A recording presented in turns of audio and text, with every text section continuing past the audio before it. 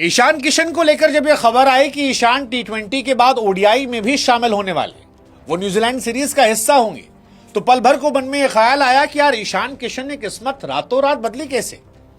मतलब ईशान किशन तो वही खिलाड़ी है ना जो वनडे में दोहरा शतक मारने के बाद बाहर गए थे।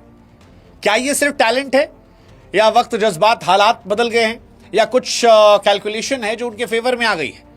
क्या ये नए सेलेक्टर्स का असर है जिन्हें ईशान किशन में ज्यादा भरोसा है, या ईशान की डोमेस्टिक परफॉर्मेंस का असर है, या बाकी सब ने अपना क्रिकेटिंग स्टैंडर्ड इतना लो कर दिया है कि अब ईशान किशन अपने आप उठ गए? पिछले 7-8 दिनों में ईशान किशन की किस्मत ने वक्त, जज्बात, हालात सब पलट दिए। और ईशान खुद कह रहे होंगे कि हे हरिराम कृष्ण जगन्नाथम, क्या हो गया, कैसे हो गया? बाकी वाले कह रहे होंगे गमछा उतर गया। मतलब टी20 वर्ल्ड कप में ईशान किशन की एंट्री होती है। मुझे यह लगता है उनकी परफॉर्मेंस देखकर कि यार ईशान को आप प्लेइंग 11 का हिस्सा भी बना सकते हो, दो इट्स नॉट इजी, बट आप सोच सकते हो क्योंकि ईशान ने 6 नंबर पर उतरकर शतक लगाए हैं। यानी वो कह रहे हैं कि संजू सैमसन अगर लॉक्ड हैं तो आप फिनिशर के तौर पर भी देखो ना साहब, मैं नीचे शतक लगा रहा हूं, बैक टू बैक लगा रहा हूं। और इसीलिए सवाल उठता है कि बदला क्या है। खबर आ रही है कि ऋषभ पंत को शायद मौका नहीं दिया जाएगा। ऋषभ इंडिया के बैकअप विकेटकीपर रहे हैं ओडीआईज में।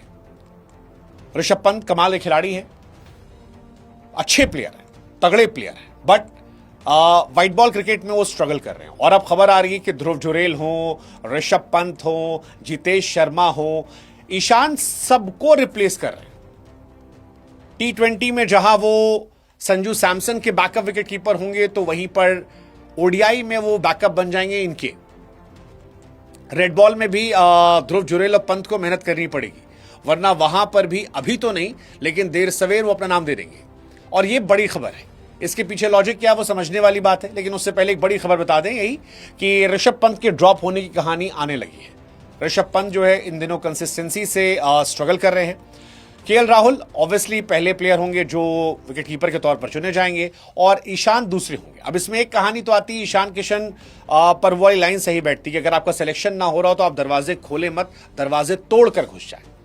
ईशान ने एक्चुअली दरवाजे तोड़ दिए थे क्योंकि जिस तरह का सिलेक्शन किया था, जिस तरह परफॉर्मेंस की थी, उससे सिलेक्शन चांसेस थे। ये बताया कि there is no alternative to grind hard work. सबसे ज्यादा आप रन बनाइए, सेलेक्टर्स आपको देखेंगे, सोचेंगे आपके बारे में, और ये सारी बातें होंगी। लेकिन क्या एक फैक्टर ये भी हो सकता है कि जो नए हमारे सेलेक्टर्स हैं वो ईशान की तरफ भी देख रहे हैं? आई एम श्योर कि ईशान को लेकर जिस तरह से हम सब में सिंपैथीज थी कि यार ईशान से गलत हुआ था, वो अच्छा कर रहे थे, परफॉर्मेंस की वजह से नहीं, उनको एक रीजन देकर बाहर कर दिया गया था। क्या अब वो फैक्टर खत्म हो रहा है? बीसीसीआई नए सिरे सोच रही है कि परफॉर्मेंस जो करेगा वो टीम में होगा, बाकी चीजें कम मैटर करती है। एक रीजन ये भी हो सकता है यार कि गंभीर की पकड़ जो है टीम इंडिया में कमजोर हो रही है। हो सकता है कि गंभीर की पकड़ कम हो रही है, अगरकर की पसंद कम हो रही है, और ये जब आए थे तब इन्होंने लोगों ने एकदम बाहर कर दिया था, लेकिन अब शायद वो तरीका चेंज हो रहा हो। हालांकि संजू सैमसन के फैंस कह रहे हैं हमारा भी लड़का अच्छा था यार, 100 रन बनाए थे साउथ अफ्रीका के सामने, उसको भी खिला लेते।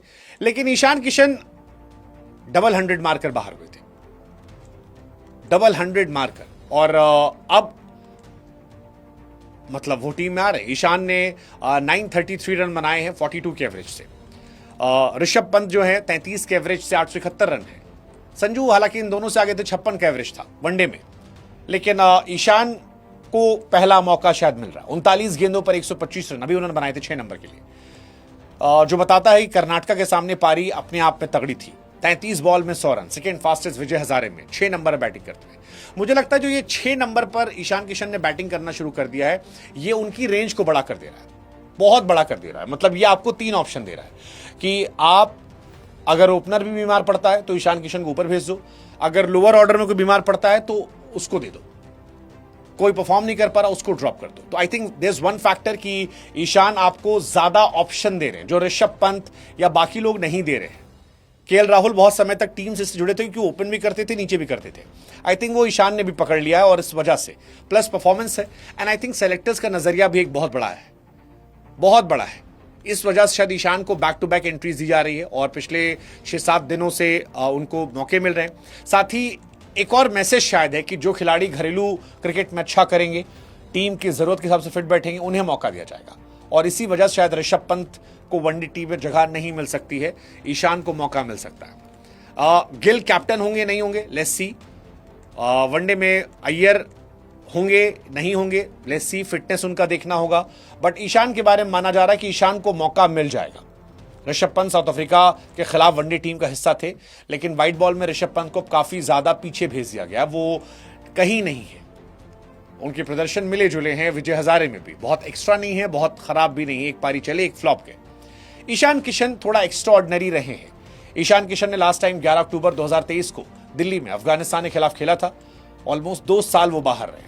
अब 2 साल बाद उनकी T20 टीम में एंट्री हुई है, अब वनडे टीम में भी उनकी एंट्री हो रही है। और ये इसका रीजन, एक बड़ा रीजन परफॉर्मेंस है, बहुत बड़ा। मुश्ताक अली में 7 रन, विजय हजारे में शतक, झारखंड को पहली बार खिताब दिलाना, एंड आई थिंक इस वजह से शायद ये मौका है। अभी जो कहानी है उसके हिसाब से शुभमन गिल कैप्टन के तौर पर रहेंगे, जायसवाल बैकअप ओपनर होंगे, ईशान किशन मिडिल ऑर्डर के लिए रहेंगे और ओपनर के तौर पर ही बैकअप हो सकते हैं। अय्यर अगर फिट होते तो आ जाएंगे। ऋतुराज को टीम में रखा जाएगा, चाहे अय्यर रहे ना रहे, दोनों केस में कहा जा रहा है। ऋषभ पंत ड्रॉप हो जाएंगे, हार्दिक पांड्या बुमराह रेस्ट दिए जाएंगे, ईशान किशन आएंगे। ये बड़ी कहानी है, लेट्स सी, देखते हैं। आप बताओ, क्या ईशान किशन ने एक नई होप दी है? परफॉर्मेंस इज द की, और क्या इसमें परफॉर्मेंस के अलावा भी रोल है?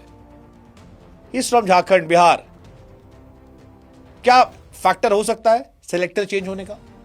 Never know. What's your take, let us no.